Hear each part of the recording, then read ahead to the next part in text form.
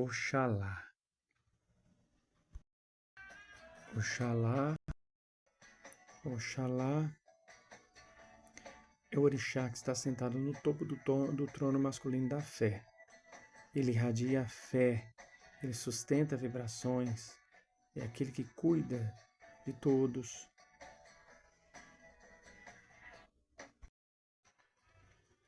Na mitologia, Oxalá muitas vezes é cultuado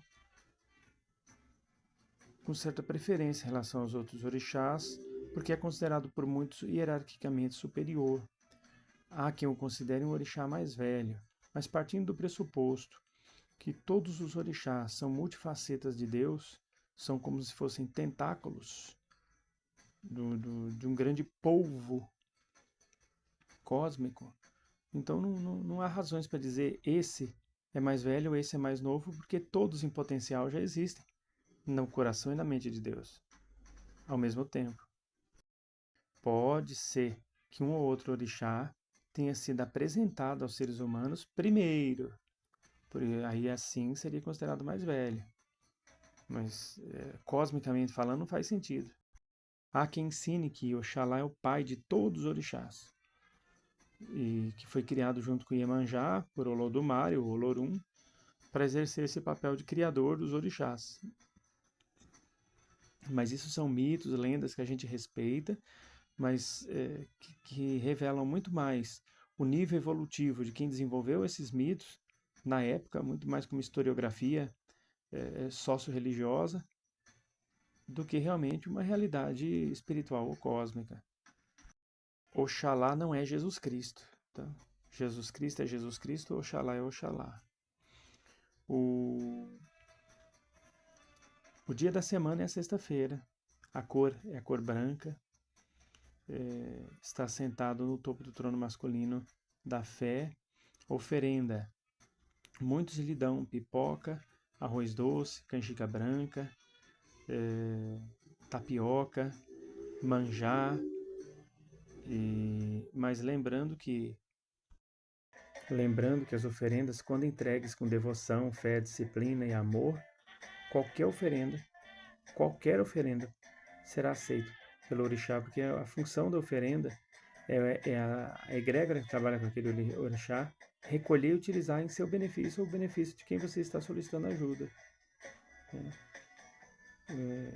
Os filhos de Oxalá costumam ser pessoas de muita fé, de muita expressividade, de muita competência, de muito carisma. São pessoas que sempre têm uma palavra amiga para dar. Sabe aquela pessoa que só a presença dela já lhe reconforta no momento de dor? Então, são os filhos de Oxalá. Quando a gente fala o dia da semana de um orixá, não é que os outros dias, os demais orixás não possam atuar. Todo orixá atua todo dia, de toda hora, do ano inteiro. É que existem determinados dias da semana que o axé de determinados orixás está mais amplo, tá? Está mais amplificado, está mais magnificado. Mas todos são poderosos todos os dias e atuam todos os dias. É que há alguns dias da semana que existe uma predominância do axé de determinados orixás. A sexta-feira é o povo de Oxalá. E aí que vem aquela ideia de usar branco na sexta-feira, tá? Tudo em homenagem ao Oxalá. Hoje em dia quase não se faz mais isso.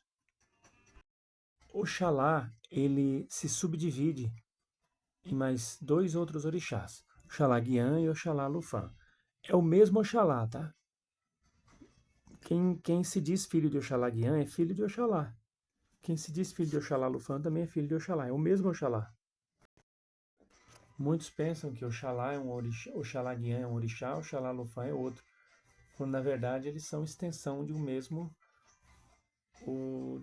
orixá. Por exemplo, você não tem o seu braço esquerdo e o direito?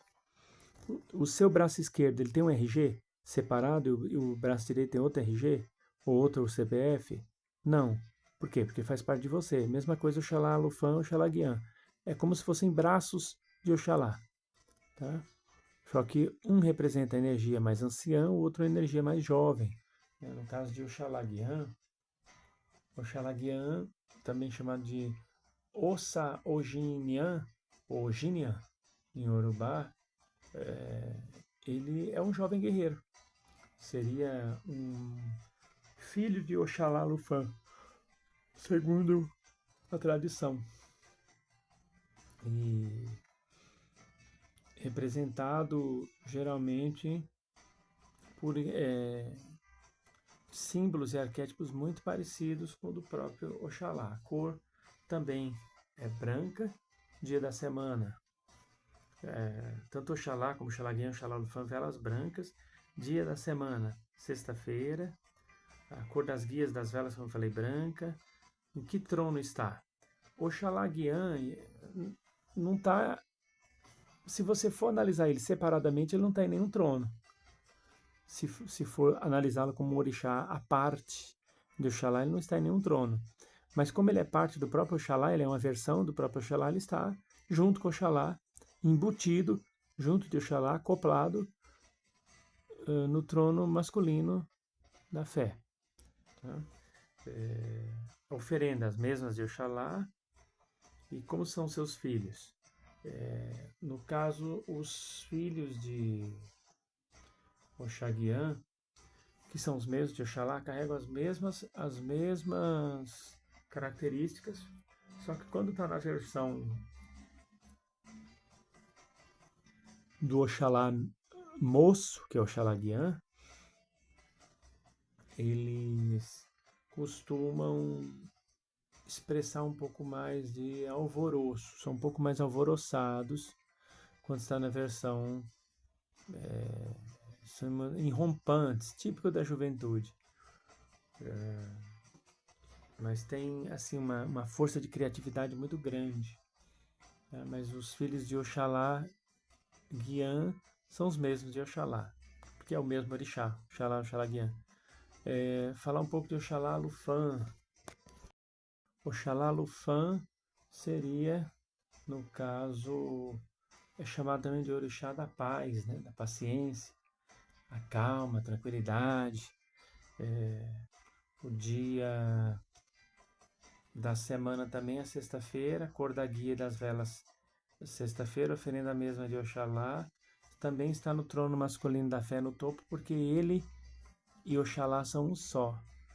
A única coisa é que Oxalá, quando entra numa versão de extrema paciência, calma e tranquilidade, ele trabalha nessa versão, ele expressa essa versão Alufã, né, que é a força da sabedoria, da serenidade, da autoconfiança, de que tudo vai dar certo no final, que se não deu certo ainda é porque não chegou no fim, e assim vai. É o extremo do otimismo, da serenidade. Tá? Também chamado de Oxalá o Velho.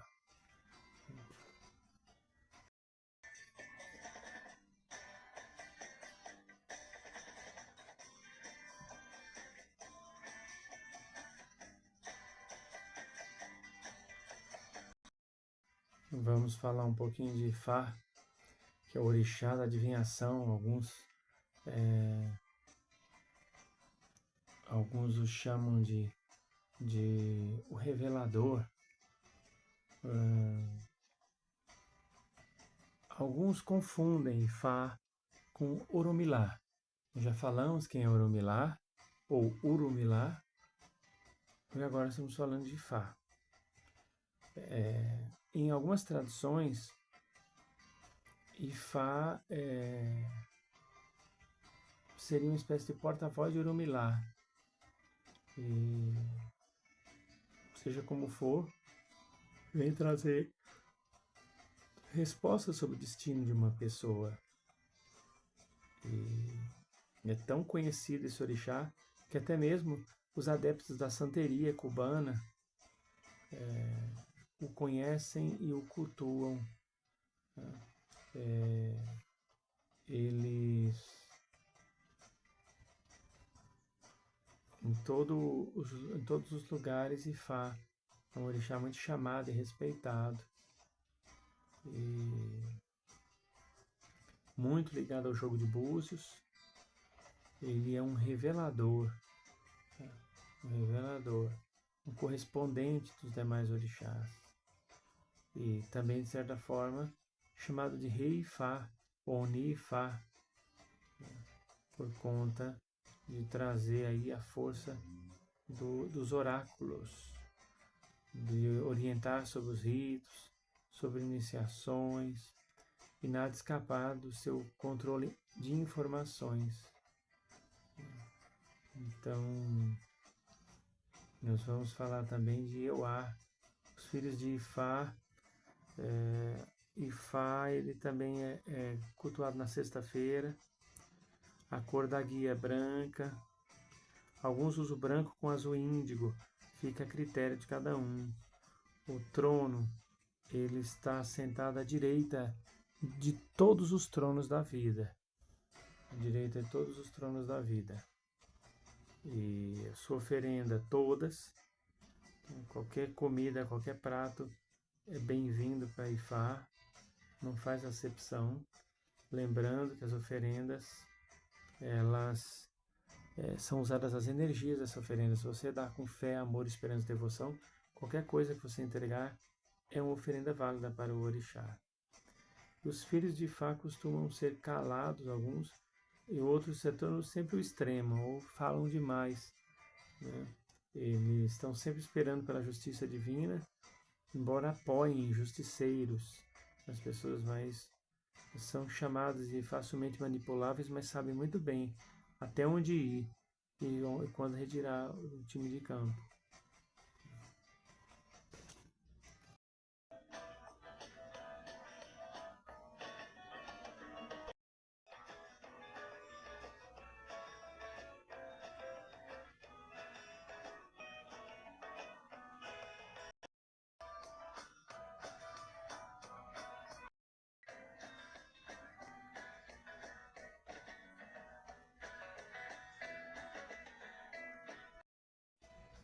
Então, se você pesquisar sobre Euá, você vai ver que o nome dela em Yorubá é Iewa.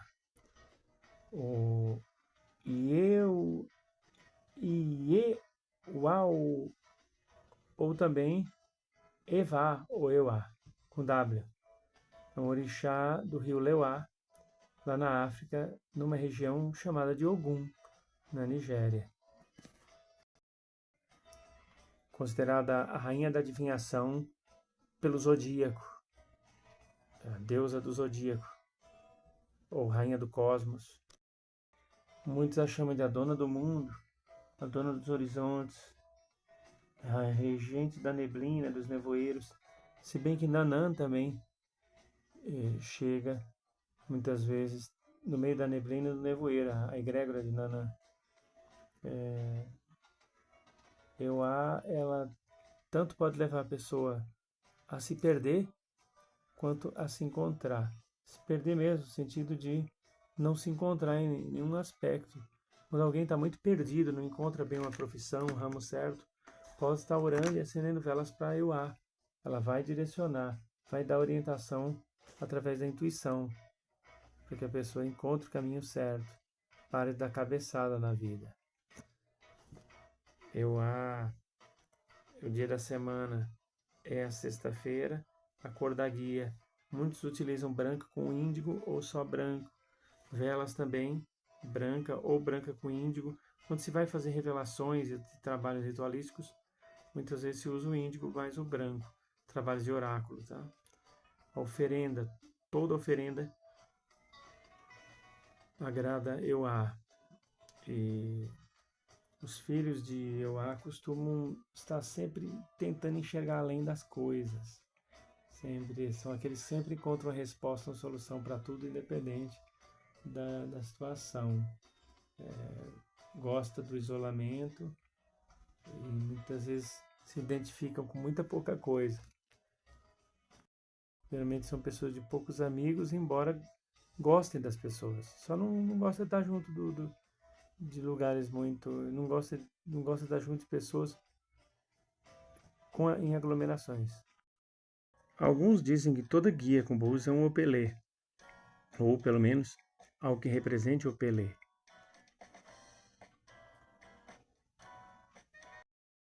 O opelê é aquele que sustenta o fluido cósmico universal, o que permite a existência e a comunicação entre um orixá e outro, entre os espíritos e o intercâmbio entre os mundos. Os espíritos só conseguem se comunicar a milhões, milhões, milhões de quilômetros de distância pelo pensamento por conta da força de Opelê. Então, Opelê é o veículo de comunicação. Ifá, Euá e Opelê formam a tríade que dão sustentação, por exemplo, a qualquer trabalho de oráculo, seja búzios ou não. O Pelé, ele também é cultuado na sexta-feira, a cor é branca, vela branca, está sentado à direita dos 7 tronos da vida, tanto nas modalidades masculina e feminina. Oferenda, qualquer oferenda, as mesmas para Ifá e Euá. E os filhos de Opelê costumam ser grandes comunicadores e gostam, só que estão sempre voltando atrás em relação às suas decisões. Por qualquer motivo voltam atrás, passando muitas vezes uma imagem serem seres instáveis, mas não é. Esse gesto de voltar atrás é, na verdade, um gesto de mostrar que tudo é cíclico.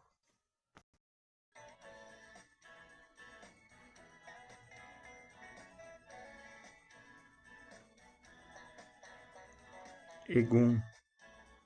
Esse é o orixá Egum, ou sua representação. Egum é um orixá. Os desencarnados são egunguns. Não façam confusão. Se você pesquisar, você vai ver que Egum vem do Yorubá.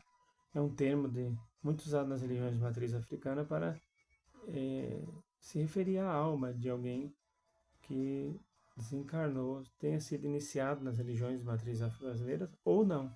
Todos seremos egunguns quando o egungun é aquele que desencarna. Agora o Egum, o orixá Egum, ele no panteão de matriz africana, ele representa a imortalidade, ele representa a continuidade da vida e trabalha para sustentar as vibrações onde se encontram os desencarnados.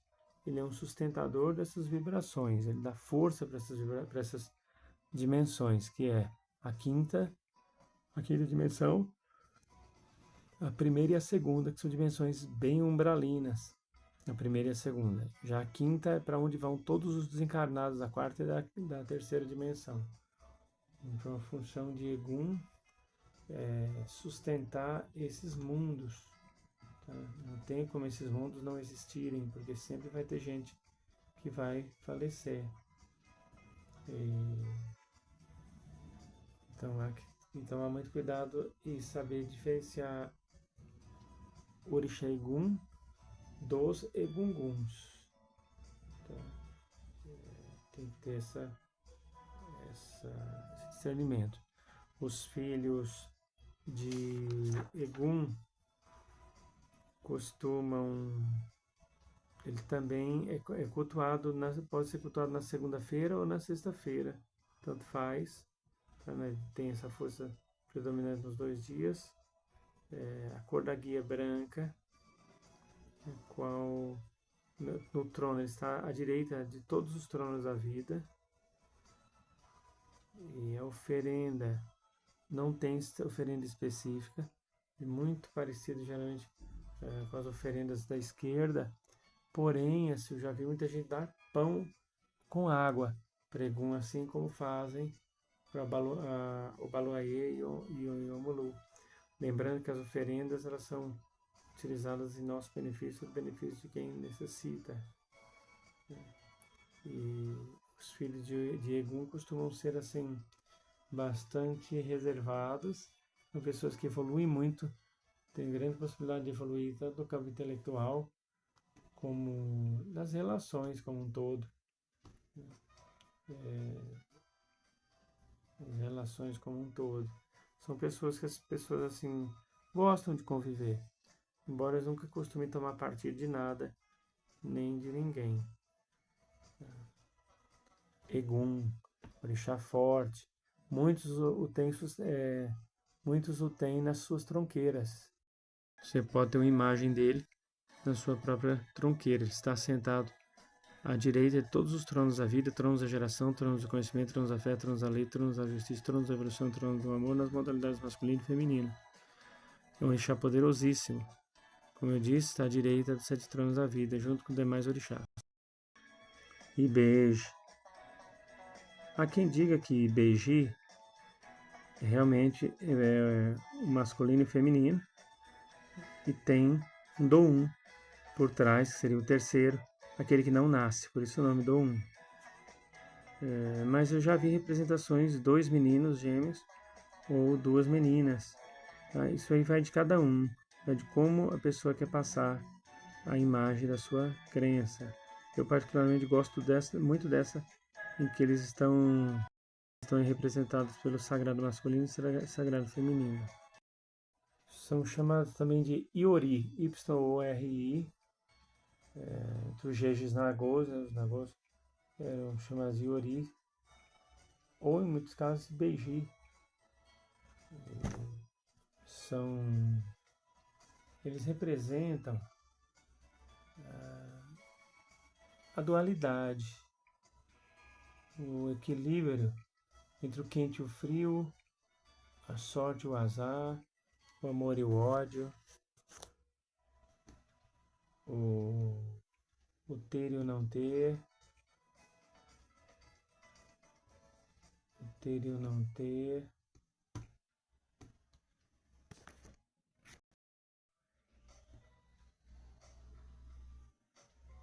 E a força de Beiji está muito ligada à natureza também. Então, cultuar Ibeji até quem não... eles entraram para o sincretismo como Cosme e Damião, vocês vão ver em vários lugares as pessoas com imagens de Cosme e Damião que não mandaram benzer, não mandaram consagrar. Então ali aquela imagem de Jesus não serve de nada se não tiver uma consagração, uma bênção. Tá? E Ibeji, por exemplo, todo bom terreiro de Candomblé chama Ibeji, porque eles acreditam que se assim não fizer, Ibeji vai mandar suas crianças desvirtuar os trabalhos. Também não é assim. Os orixás também não são desse jeito. É como eles trabalham com equilíbrio, vamos analisar dessa forma. Eles representam o equilíbrio. Se você não traz Ibeji para dentro do seu terreiro, o que vai acontecer? As coisas vão se desequilibrar.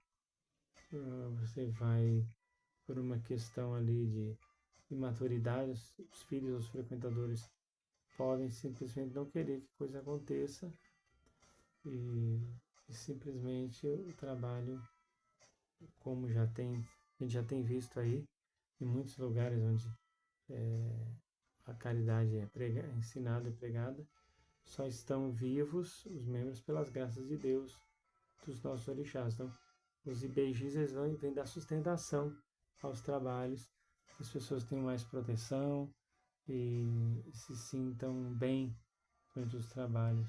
Então, o orixá trabalha muito demasiadamente com simbolismo, tá? Simbologia. E dia da semana, geralmente é terça-feira, junto com o Nanã. Tá? Geralmente, em alguns casos, cultuam na sexta-feira. Geralmente é terça, predomina. A cor da guia azul claro e rosa. E está sentada à direita dos 7 tronos da vida, todos os tronos. E a oferenda geralmente coisas relacionadas a festas doces. Tudo relacionado a doce. E os filhos de Beji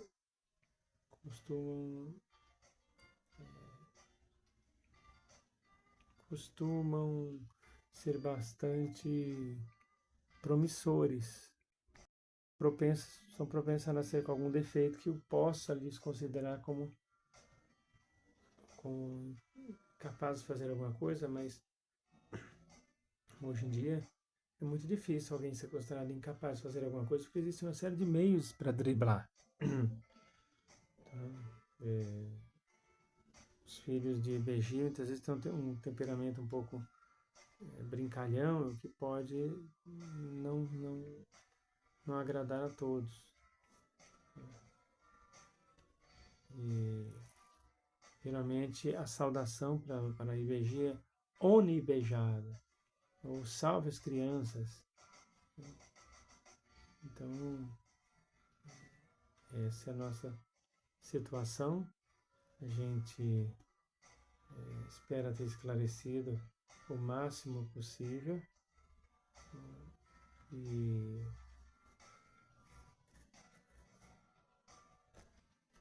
lembrando sempre que IBEJE é o padroeiro daqueles que assumiram uma causa, um compromisso.